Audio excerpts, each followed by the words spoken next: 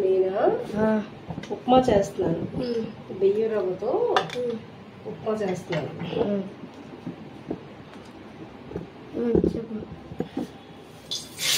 అదేంటి మమ్మీ? ఇలా జీలకర్ర, ఎండుమిరపకాయలు, కరివేపాకు, పచ్చిమిరపకాయలు, ఉల్లిపాయలు, ఆవాలు, కొద్దిగా అల్లం. ఇప్పుడు మనం బియ్యం రవ్వ ఉప్మా చేస్తున్నామండి. వేడివేడిగా. ఇవి హెల్త్కి మంచిది. అంటే మామూలు రవ్వ కన్నా మనం బియ్యం రవ్వతో చేసుకుంటే చాలా హెల్తీగా ఉంటుంది. అంటే మనం రైస్ తిన్నట్టే ఉంటుంది.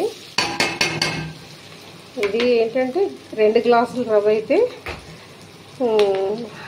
అంటే 3.5 వాటర్ వేయాలి. దీనికి కావాల్సిన ఇంగ్రీడియంట్స్ ఉల్లిపాయలు, పచ్చిమిరపకాయలు, ఎండుమిరపకాయలు, కరివేపాకు, కొత్తిమీర, మినపప్పు, శనగపప్పు, ఆవాలు, జీలకర్ర, కొద్దిగా కాజు, అంతే. కొద్దిగా చిన్నది అల్లం ముక్క.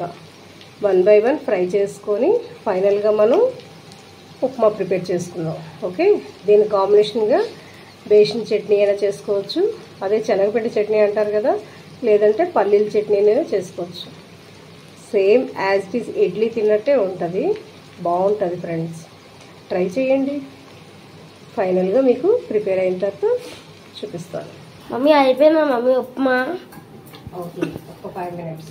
Okay mummy. ఫైనల్గా రవ్వ వేస్తాం కదా, మూత పెట్టేయడం. Okay mummy. ఓకే, తర్వాత ఏం చేయాలి మమ్మీ? దగ్గరికి అయిపోయిన తర్వాత సర్వ్ చేసుకోవడం. సో ఎలా ఉంటుందో దూరం జరిగింది. ఓకే. తర్వాత ఏం చేయాలి మమ్మీ? సర్వింగ్ బౌల్లో తీసుకోవడమే.